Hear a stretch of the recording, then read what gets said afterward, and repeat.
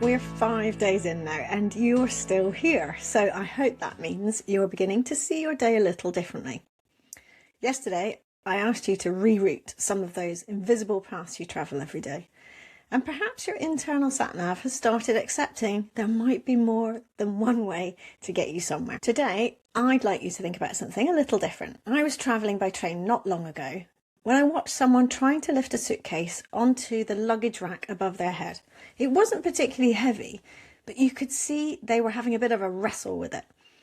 Someone nearby offered to help, they laughed, the suitcase went up, and everyone carried on with their journey. It was no big thing, but it stayed with me. Not because of the suitcase, but because it made me wonder how often most of us actually reach that high anymore. Our bodies adapt to what we ask them to do and not the things we've stopped asking them to do. Have a look around wherever you are now. Think about all the things you've already used today. Your kettle, your phone, your laptop, the steering wheel, a knife and fork, even the light switches and door handles. Most of them probably live somewhere between about hip height and shoulder height.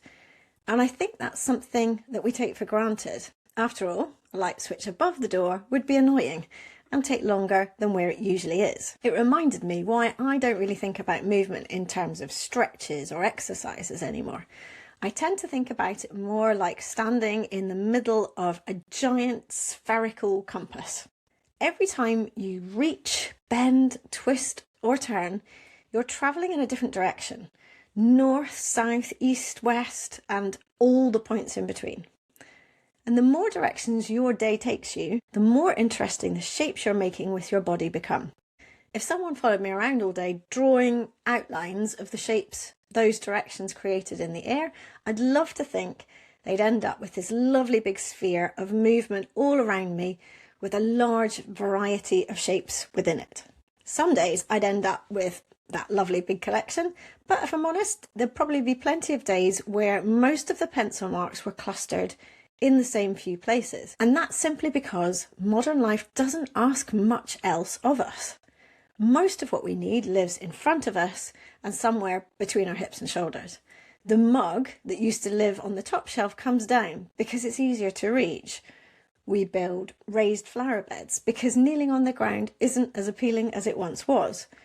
Or we grab the handheld hoover instead of the dustpan and brush because it's there and it's quicker.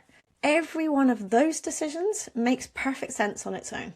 But over time, they can mean our everyday life starts pointing us in fewer and fewer directions.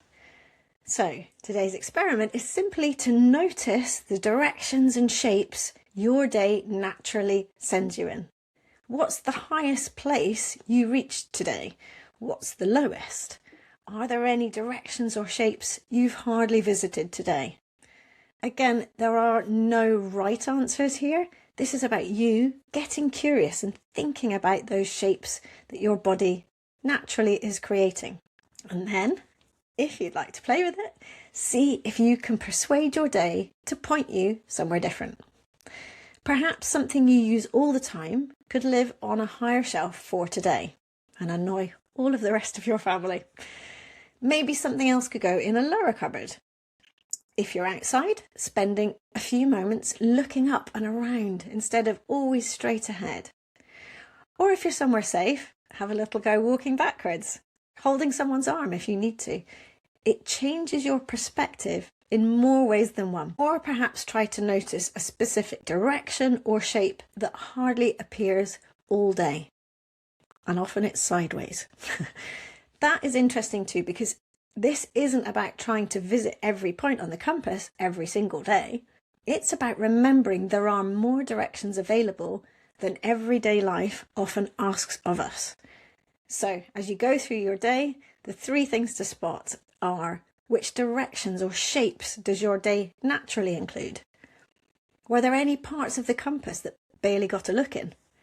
And did visiting one new direction make you see your day a little differently? Tomorrow, I'm going to ask what you've been holding on to, which sounds deep, but really it isn't. You might be surprised by what you find. I'll see you tomorrow for the penultimate experiment.